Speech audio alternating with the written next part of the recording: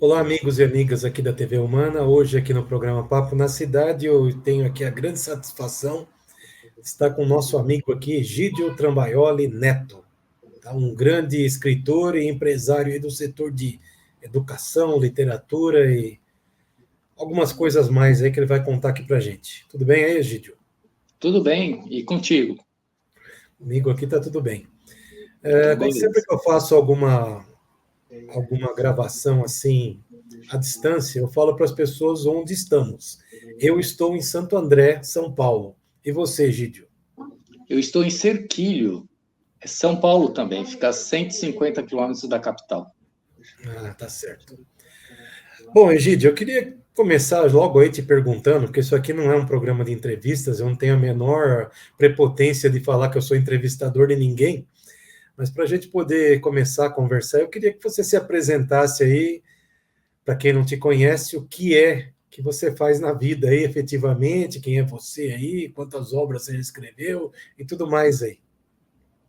Tá certo. Meu nome é, como vocês estão vendo aí, Egídio Trambaioli Neto.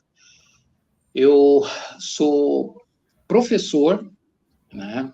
A gente não deixa de ser porque parou de dar aula, né? Eu sou professor e lecionei durante 17 anos. Quando eu, assim, ingressei na carreira de autor, de escritor. E as agendas começaram a ficar incompatíveis por causa da necessidade de se viajar, de ir de um local até outro para cuidar de palestras, cuidar de lançamentos.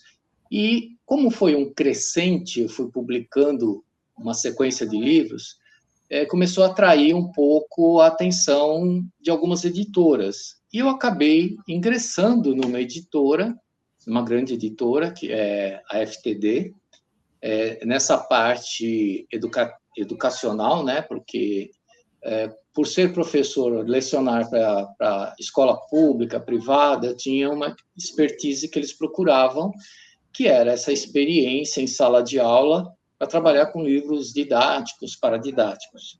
Os meus primeiros livros, eles tinham essa pegada do paradidático, né? O que é um paradidático? É uma obra que você escreve mais para contextualizar um assunto, um tema, né? Trazer à tona informações correlacionadas com o conteúdo de escola e vice-versa, levar o conteúdo da escola para os temas abordados. Então, meu primeiro livro, chamado Alimentos em Pratos Limpos, eu falava sobre, como eu sou formado em ciências, né, uma das minhas formações, eu falava sobre aditivos químicos em alimentos, né, porque a química é outra formação que eu tenho, e por utilizar essa linguagem numa época que todos os rótulos apareciam, contém C3, contém A2, contém EP8, o que significavam essas coisas, né? Você comprava algo e não tinha noção do que estava lá, do que você estava consumindo, né? E foi um tema que eu sempre achei interessante, né? A questão de conservação de alimentos, desde a época que se defumava para conservar, colocava carne na banha, né? Coisa de vovós antigas, né? Não tinha geladeira. Ou mais Ou antigo ainda, salga, sal, né? Sal. isso, a salga, fazia principalmente com peixes, pescados, né? Carnes. E os doces de compota, e por que tinha que colocar cravo, por que tinha que colocar canela.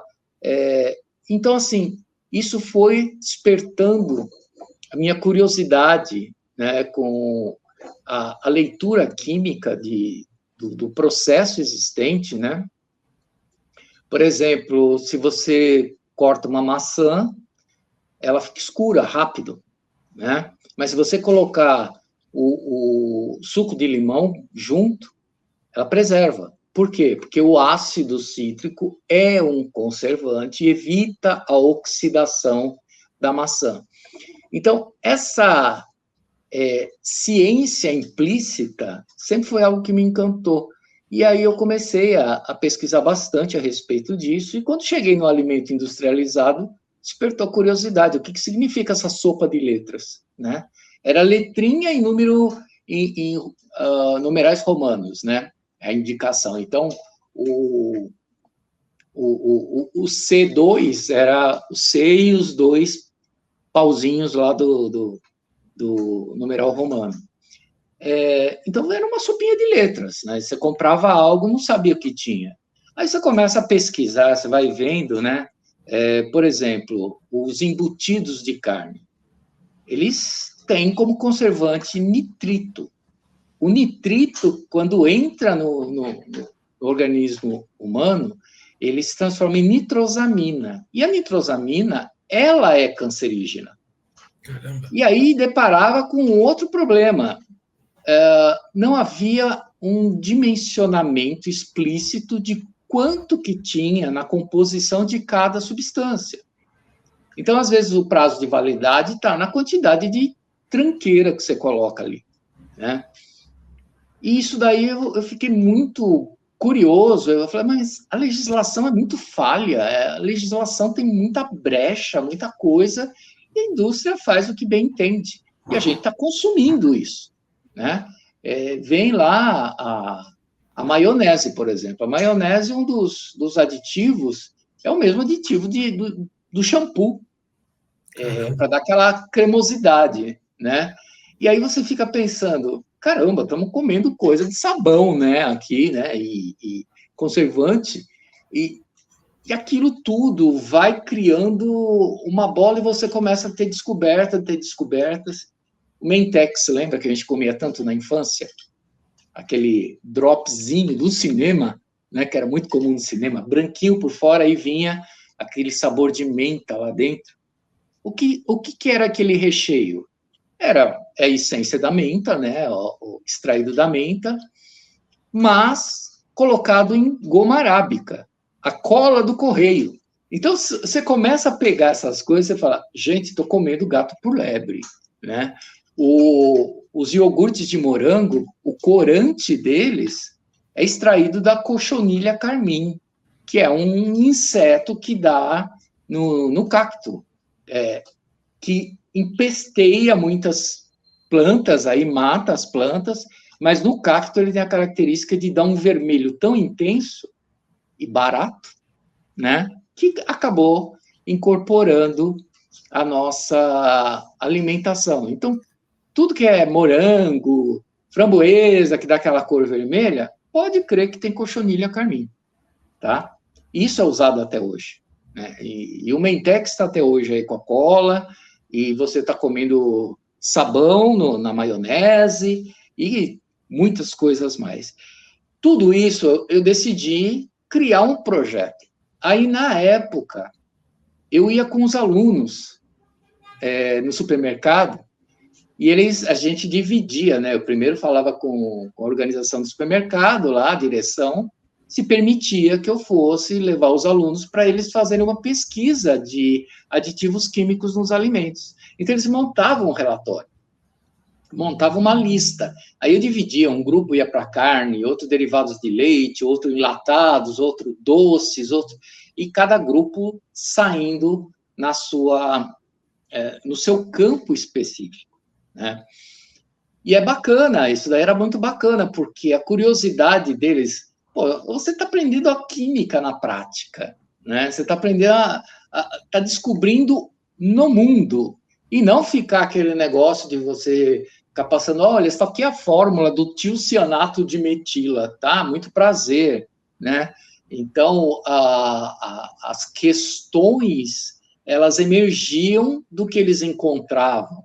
Então, a gente começava a estudar, a pegar a profundidade do assunto, extrair a informação do assunto e, aos poucos, construir um acervo de informações. E aí a gente passava para técnicas de conservação em sala de aula. Então, eles faziam desde doces com compotas, essas coisas, e colocavam cravo da Índia, colocava canela. Um exemplo que eu vou dar até, você já percebeu quando você vai ao dentista que ele abre onde tem uma cárie, ele coloca um líquido e ele tem um sabor de cravo da Índia. Esse é o eugenol.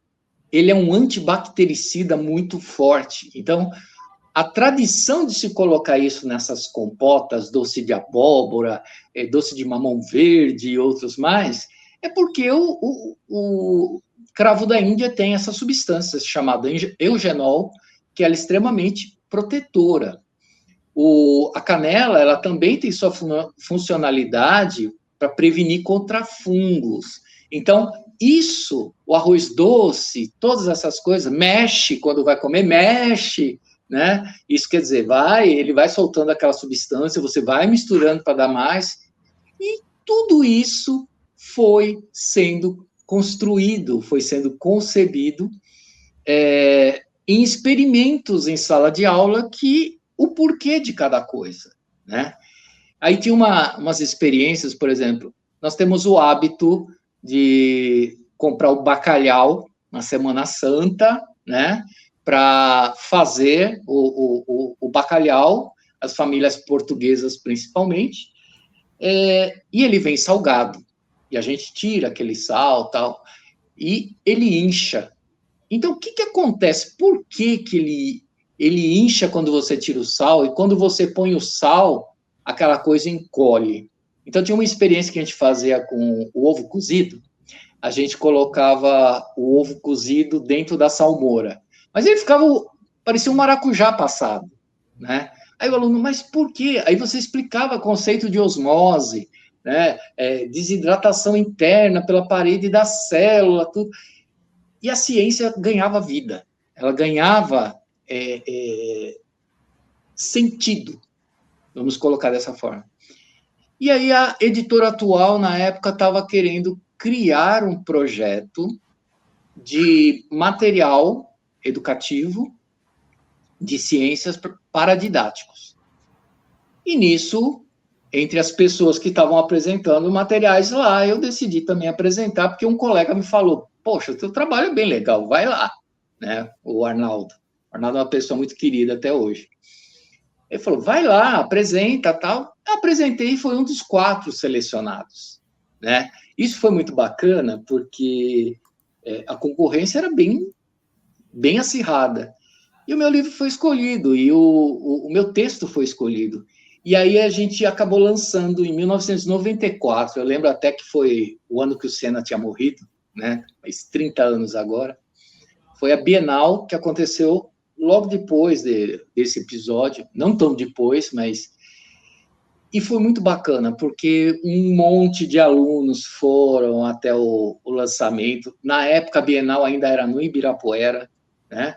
E aquela presença, aquela quantidade, tudo deu uma visão super legal para a obra. E começou a adoção, e logo de cara eu tive um livro de muito sucesso, né? E aí a FTD me chamou para começar a desenvolver alguns trabalhos internos para eles, fazer leitura crítica, resolução de exercícios, e o departamento de matemática, que é outra formação minha, também me chamou para esse fim, para que eu pudesse resolver exercícios, criar exercícios, fazer leitura também. E eu fui fazendo, aí o pessoal fala assim, nossa, você criou esse exercício? Eu criei. Poxa, que criativo.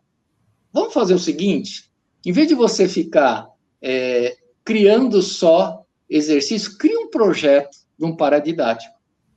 Foi quando eu criei a ideia de um livro em que misturava a mitologia grega e o personagem viajava no tempo, né?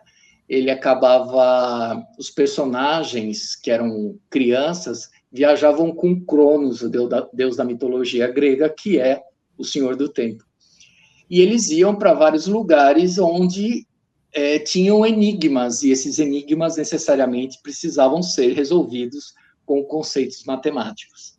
Na época, a Júnia, que era a editora, passou por uma leitura crítica esse livro, aí ela falou assim, ela me mostrou a leitura crítica, eu fiquei muito entusiasmado, Porque eu me lembro até hoje a pessoa falando assim, nossa, parece aquela coisa do De Volta para o Futuro, do filme, você viaja junto com a história, as ideias brilhantes, tá? Eu falei, poxa, e quem fez a leitura crítica foi uma pessoa muito importante na época, uma pessoa de alto quilate, né? E eu sei que no final eu fiz o projeto do primeiro livro, daqui a pouco eu escuto, você vai ter que fazer um para cada série do Ensino Fundamental 2. Então, não é mais um, são 4. Opa, a essas alturas já estava trabalhando num outro departamento, que era o departamento de ciências, cuidando de livros de química, tudo. Eu falei, tudo bem. Então, eu fazia para um departamento como autor e no outro como editor, né? E foi avançando. Tal. Quando eu estava terminando o quarto, veio de novo, olha, a aceitação está muito boa, vai fazer mais 4. Vão ficar um para o primeiro semestre, outro para o segundo semestre. Então, ao todo, foram 8 títulos para essa coleção O Contador de Histórias e Outras Histórias da Matemática. E dali, eu comecei a trabalhar com outras obras, criando novos projetos. Foi quando chegou numa feira, eu estava com meu filho, e ele viu um stand da Lego com robótica, né? Era os primeiros passos da robótica. Estava chegando aqui no Brasil e ele quis lá ver, tinha uma impressora feita de Lego, bem simples, mas feita com Lego, e nessa ele começou a querer saber e tal, e veio a Mônica, que era a pessoa que estava, uma das sócias da empresa que estava com a representação aqui no Brasil. A gente começou a conversar, tal, aí ficou sabendo o que eu fazia, quem eu era, tal, e me convidou para ir lá para São Caetano, aí do lado, de onde você mora, apresentar, conversar com o Marcos, que era o sócio dela, o presidente da empresa.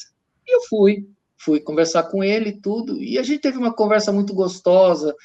Levei meu filho, porque ele falou, eu quero ir lá, porque lá tem muito Lego, não sei o quê, eu quero ir na fábrica da Lego, não é fábrica, é representação, mas ele quis ir e tal, e foi muito legal, porque ele ganhou de presente um kit da Lego, e eles foram muito acolhedores, muito bacanas. E aí começaram a conversar, falar dos projetos que eles tinham aqui no Brasil, só que era tudo muito com cara de Dinamarca, né, com cara de Europa. E então no kit tinha proposta para você montar carrinho para remover neve, né? Lareira, provavelmente. Windsurf na neve. Então, assim, tinha muita coisa com cara realmente da Dinamarca, que é a sede da Lego. E eu falei, mas para onde está indo esse projeto? Para a Bahia. Eu falei, nossa, vai ter que sofrer um banho de Brasil, né? Sim. Aí a gente acabou entrando num acordo, eu montei um projeto, aí me chamaram para apresentar lá para o secretário da Educação da Bahia, e eu fui apresentei meu projeto com brasilidade, comecei com uma atividade de alavanca, com um poema do Carlos Drummond de Andrade. No meio do caminho havia uma pedra no meio do caminho, e a questão era para estudar o ponto de apoio nas alavancas, né? E aí, a situação de colocar o ponto de apoio mais próximo da pedra, no meio, mais na outra ponta, como funcionava, qual que funcionava melhor. E aí, de repente, eu estou explicando as coisas, falando da parte da física implícita, né? Eu olho para trás e vejo lá o secretário pendurando uma xícara na alavanca e testando os pontos de apoio. Então, foi uma coisa, assim, muito bacana, porque o envolvimento aconteceu. Então, tinha que tirar aquela pedra para poder plantar cacau lá no sul da Bahia. Eu sei que acabou fechando um projeto macro para todo o estado da Bahia, que levou 3 anos para a implantação, saiu no Jornal Mundial da Lego, inclusive fotos de indígenas mexendo com Lego, trabalhando com Lego. Então, o resultado da criação de modelos diferentes, em que você começa a levar a escola para dentro da realidade e trazer a realidade para dentro da escola, deu uma guinada a ponto de se criar um projeto nacional, e esse projeto, que antes era para a Bahia, ele se tornou um projeto nacional, obviamente, com outros temas, foi feita uma migração, foi criado o projeto Zoom, de robótica. Está aí até hoje, né? E pelo Brasil inteiro, digamos, o projeto mais conhecido no campo da robótica.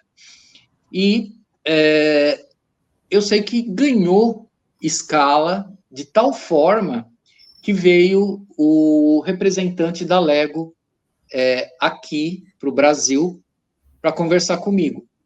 Ele veio, conversou, perguntou, falou primeiro do problema, que na Inglaterra a procura por cursos de engenharia estava cada vez menor, o interesse por ciências estava cada vez menor, e perguntou, né? Ele perguntou assim, poxa, vocês fazem uns negócios tão bacana aí, como que a gente pode resolver esse problema? A minha resposta para ele foi, contrate os brasileiros, né? E aconteceu, foi feita uma joint venture entre a Lego do Brasil e o projeto tornou-se internacional. O primeiro país que foi implantado foi a Argentina, e eu fui convidado para trabalhar dentro desse projeto, cuidar de todo o editorial, para estruturar, e fiquei 2 anos lá, porque eu tinha minha empresa também, não dava para ficar ad eternum, né? Fiquei por 2 anos trabalhando, e aí o projeto ganhou vida e está aí até hoje, bem conceituado. E nesse ínterim, eu fui desenvolvendo outros projetos, trabalhando com materiais didáticos, escrevi didático de matemática, escrevi didático de química, escrevi muitos paradidáticos. Para a Lego foram mais de 400 textos, né, que eram fascículos, né? A ideia inicial era uma revista, mas depois se transformou em fascículo, vinha um fascículo para cada mês, para se explorar os conceitos tecnológicos, né? E o negócio ganhou dimensão, e aí chegou um momento que eu fiquei assim, ou eu me dedico à minha empresa e à escrita, ou eu vou ficar eternamente só gerenciando, que é uma coisa que, entre escrever e gerenciar, eu prefiro 1000 vezes escrever, né? Eu gosto muito de criar, né? Esse é o meu diferencial. E porque gerir é aquela coisa mais mecânica mesmo, né? Você tem uma atividade que você tem que fazer uma série de ações que são comuns. Claro que você tem que ter jogo de cintura, você tem que ser criativo, você tem que um monte de coisa, mas não foge muitas vezes de um caminho, né? Agora, quando você pega um desafio, não um case administrativo, mas um desafio em que você tem que fazer a educação ganhar um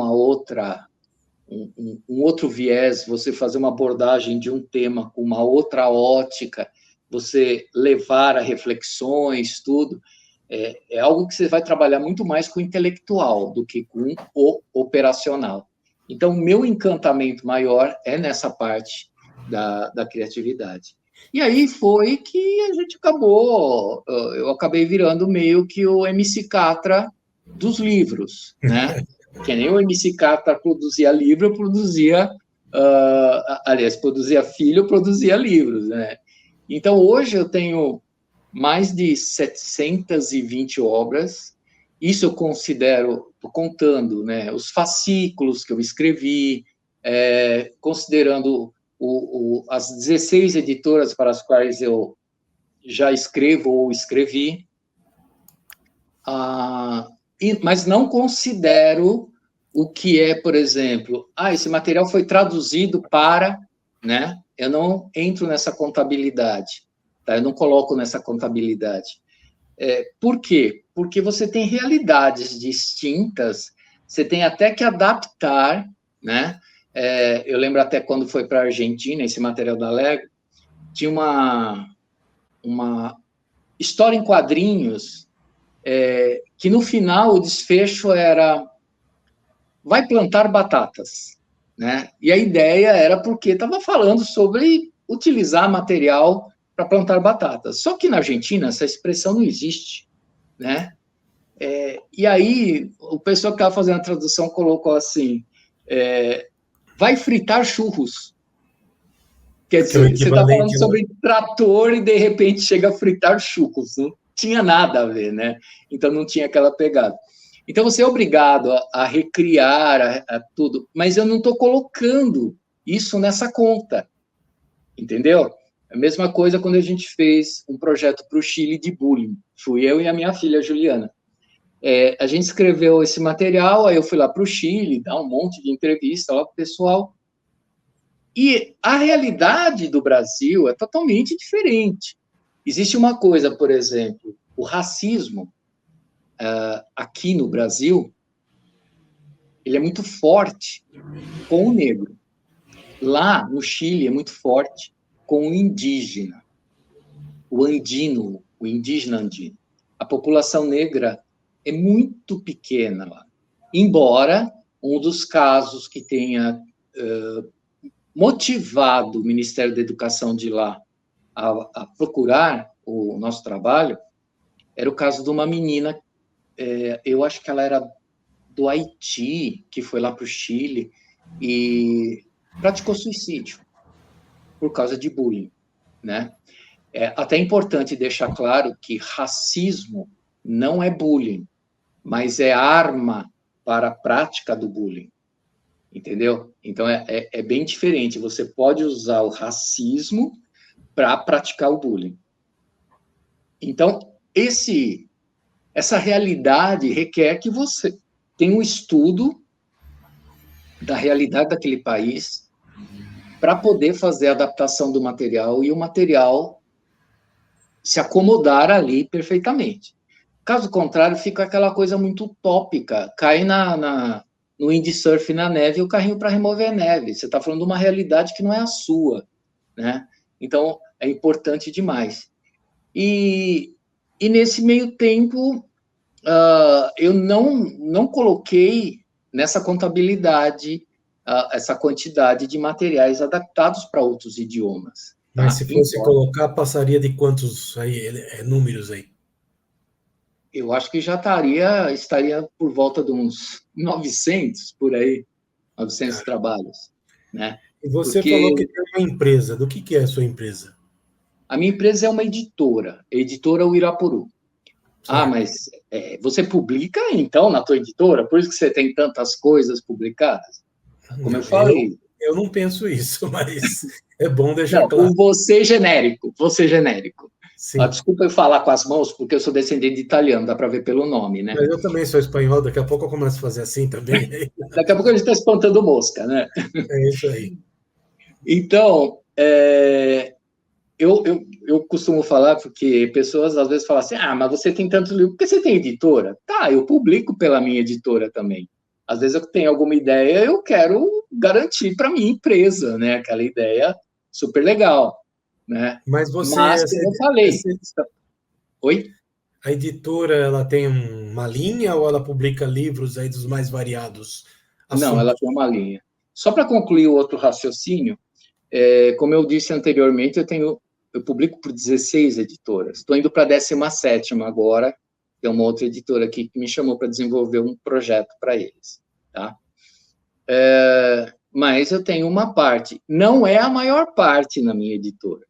A Lego, mais de 400 obras, né? Mais de 400 fascículos, né? Todo ano tinha que fazer novo, tinha que reformular, alguma coisa aproveitava, mas boa parte era nova produção, né? Então, acabou dando um volume muito grande, porque era algo que ia da educação infantil até... eu pouco fazia para o ensino fundamental 2 e médio, mas fazia também, né? Porque a minha demanda para o público infantil era a maior, né? Então, havia meio que uma divisão, mas depois foi foram passando para mim, fazendo do ensino fundamental 2, algumas coisas, tudo, e algumas eu terceirizava, porque não dava para fazer tudo, né, dar conta de tudo, e acabava optando por chamar, às vezes, pessoas para escrever. Mas, respondendo à sua outra pergunta, aquela questão, você publica qualquer coisa? Não. Por exemplo, livro de autoajuda, não publico. O meu foco maior é escola. Educação. Tá?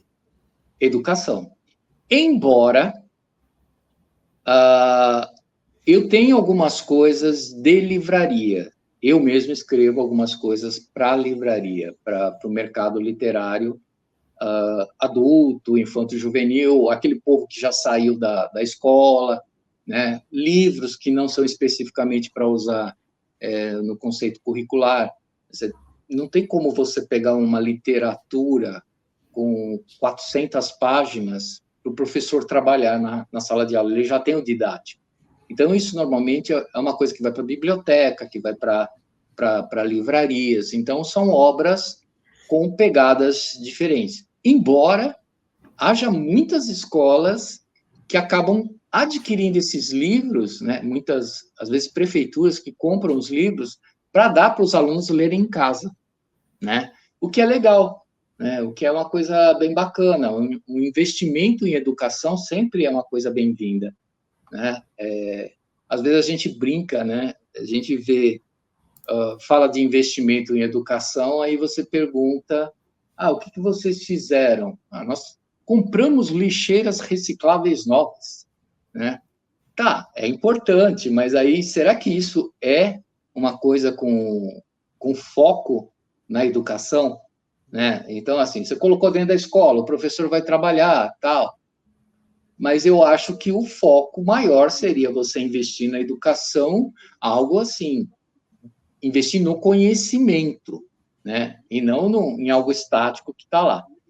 Não recrimino a necessidade de modo algum, eu apoio, eu até já escrevi material de meio ambiente, mas às vezes fica aquela coisa, tá lá a lixeira, mas não sabe para que é. O que é que vai... você pode colocar qualquer coisa no papel, o guardanapo pode ir lá no papel, o papel higiênico pode colocar na lixeira de papel, né? Você vê, eu cheguei a ver em escola criança suando o nariz e jogando na lixeira de papel. Então, quer dizer, não foi orientado corretamente, né? Então, esse é um ponto que, às vezes, você questiona se o trabalho está sendo feito por completo. Você se propõe a fazer um trabalho de meio ambiente, falar sobre lixo, sobre reciclagem, e conclui comprando a lixeira, ganha notoriedade, ganha importância. Agora, comprar lixeira e colocar lá e esperar que o Divino Espírito Santo vai ensinar a criança o que é para colocar, o que não é para colocar, fica um pouco complicado, né? Então, assim, é só para cumprir tabela. Então, de novo aquela história, é levar a realidade para a escola e trazer trazer a escola para a realidade, né? Aquela importância de você entender o meio social e não a escola virar apenas uma bolha que fica lá com alguns adereços, né? Um carro alegórico que você vai perguntar para que isso? E o aluno não sabe para quê, né? Então, perde toda a funcionalidade, perde toda a importância. Então, mas eu vejo... eu tenho uma leitura disso, né? Que tudo acontece num efeito dominó mesmo. Se você gera aluno ruim, você vai gerar lá no futuro profissionais ruins, que vai gerar alunos piores e profissionais piores. Então, quando você fala assim, tem um monte de professor ruim, infelizmente, isso é uma realidade, tá? Dói eu, como professor, falar... Eu também não sinto prazer nenhum em falar isso. Pois é. A minha classe, a minha profissão, né? É tão triste você ver, e às vezes, assim, outro dia eu estava vendo a leitura de um texto de uma professora de português, e ela colocando aqui com K, acho com X, né? Eu vou te falar em vez de te falar, sabe? E hoje tem essa Você aberração maior aí, que é essa linguagem neutra. Isso aí, para mim, é uma aberração inaceitável, isso aí. mas vamos, principalmente um professor de português colocando dessa forma, Exatamente. É né? inaceitável. É assim, É, você explicar que existem formas coloquiais de falar, que daí o cara pode falar do jeito que ele bem quiser, isso é ok, eu sou totalmente a favor, acho que existe, e aqui no Brasil nós não temos aqui oficialmente dialetos, mesmo tendo, né? Mesmo sim, existindo, porque você vai com o nordestino lá e tem uma forma de falar, você vai com o sulista lá e tem outra forma de falar, você vai aqui com o paulista da isso, capital tem uma forma de falar, você vai no sim. interiorano e tem outra forma de falar, isso aí é normal, mas agora querer impor que isso é uma realidade, isso para mim é um absurdo. Não, mas não ficou só nessa linguagem coloquial. Quando você substitui o T por ti, você está trocando o Sim, pronome, né? exatamente. Não, não, sim, Fora não as estou vírgulas que, falando que eu assim... concordo com isso aí, não. Estou dizendo que, assim, Não, eu professor tem que entendi, explicar o oficial, né? sim. Tem que dizer, ó, você é fora daqui e tal, aí no meio dos amigos pode falar de uma forma coloquial, mas aqui é comigo, é o oficial, né? Aí, quando você pega uma pessoa eu sou revisor, tá bom, você é revisor da língua portuguesa, tal, muito bem. Você tem aí algum livro para eu revisar? Tá, me manda uma redação. Aí você começa a ver essas coisas, você vai falar, meu, Que país é para, esse? né? É, E aí você depara realmente com essa questão de qualidade de profissional. Eu lembro que eu lecionava, olha, eu lecionei até os anos 90, para você ter uma ideia. Depois disso, me dediquei ao universo dos livros e estou aí mergulhado neles. O, Tinha sala de aula que eu estava, às vezes, do outro lado estava caindo o mundo, eu tinha que ir lá ver o que estava acontecendo, e os alunos quebrando carteira na frente do professor, tudo. É, Aquela questão da didática, de saber lidar. Então, o problema não está só no conteúdo, está na formação. Aí, quando você vê cursos de pedagogia online, outro dia eu fiquei sabendo que vão fazer curso de odonto online. Rapaz, para onde a gente está caminhando? daqui a pouco medicina também online. Você vai. A inteligência artificial ensina tudo, é Não, capaz de fazer tudo. de Não é jeito por nenhum. aí. Você sabe muito bem, a gente já conversou bastante a respeito disso. Tem coisas que a inteligência artificial não tem feeling, não tem aquela sensibilidade para você ver o diagnóstico de algo, né? É bem complicado isso daí, é bem complicado. Já pensou um psicólogo de inteligência artificial, como é que seria? Né? Vamos devagar, né? Vamos parar um pouco e usar o que a gente tem que usar, que é aqui, a mente.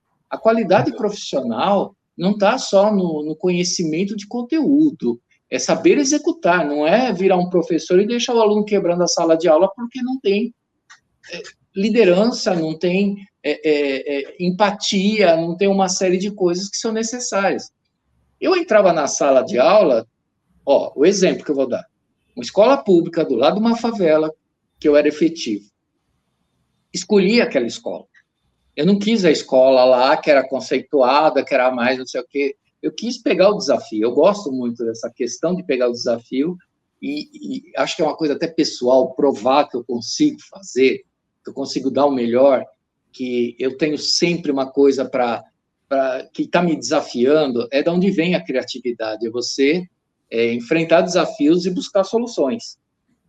E a escola do lado da favela ia ter um conselho de classe, porque 3 alunos, realmente eles eram terríveis. Os primeiros dias que eu entrei em sala de aula, que eu tive contato com eles eram dificílimos. Mas quando eu soube da realidade deles, um apanhava com fio de ferro. Caramba. O outro, a mãe era alcoólatra. Os outros, né, que eram 2 irmãos, era alcoólatra. Quantas vezes não foram recolher a mãe deles na rua?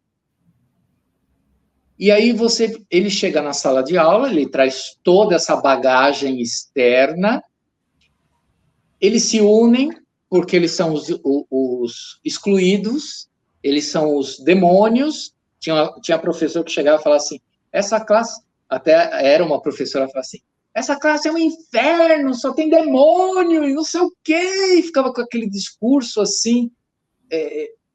Eu falei, meu Deus do céu, não é por aí, precisa saber o que essas crianças estão tendo. E quando eu soube, qual foi a minha solução para eles? Deixá-los visíveis, sentindo úteis. Às vezes eu não precisava giz ou qualquer coisa. Em vez de chegar e falar assim, fulano, vai pegar giz lá para mim? Eu fazia assim, eu vou buscar giz. Você pode me fazer um favor? Enquanto isso, você faz a chamada para mim? Nossa, isso dava importância. É claro que eu não deixava o diário de classe com eles, né? Aí eu falava para eles, vai marcando os números de quem está presente, né? Ela sentava na minha cadeira, era um orgulho. Uma vez a diretora chegou assim para mim e falou assim, você está lá na 6ª série C? Eu falei, eu estou. O que aconteceu? Faltaram os 3 lá, né? Não vou falar o nome porque, né? Eu falei, não, eles estão lá. Mas estão em silêncio. Como é que pode uma coisa dessa? Eu falei assim, eu estou dando visibilidade para eles. Estou dando importância para eles. Eu estou fazendo eles se sentirem respeitados, né? Ela olhou para mim e falou assim, mas o conselho está querendo expulsar essas crianças de 6ª série, expulsar essas crianças da escola. Eu falei, tá vendo como é falta de tato, é falta de saber lidar? Ela falou assim, você vai ter que levar essa sua experiência para o conselho. Eu falei, vou levar, pode deixar. Eu sei que as crianças não foram expulsas, né? Passou um tempo, os outros professores começaram a aprender a lidar com eles. Então, o professor, muitas vezes, ele tem que entender que ele também está ali aprendendo. Porque cada cabecinha, cada ser humano que está ali, é uma didática diferente. Você não tem que chegar lá e ficar vomitando conteúdo e se preocupando só com essa questão. Essas crianças, elas precisavam ser visíveis, elas precisavam ser aceitas, ser entendidas, ser respeitadas. Então, você cobra o respeito, mas não respeita, fala que não respeita, fala que são as crianças dos infernos, que eles são os capetas, sabe? Não é por aí, entendeu? Então, sim, tem muito professor despreparado, tá? Em termos de conteúdo, porque muitas vezes a qualidade de quem está passando o conteúdo também não está boa, é o efeito dominó. Tem professor despreparado para lidar com a criança, lidar com o aluno, não tem vivência, né?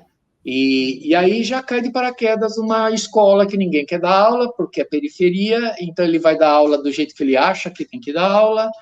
Então, os cursos superiores, eles estão falhando, mas não só nessa área. É na informática, na medicina, é geral. Desculpa te cortar aí, mas é que o nosso tempo aqui encerrou. Para você aí, até o próximo episódio. Aguardo você.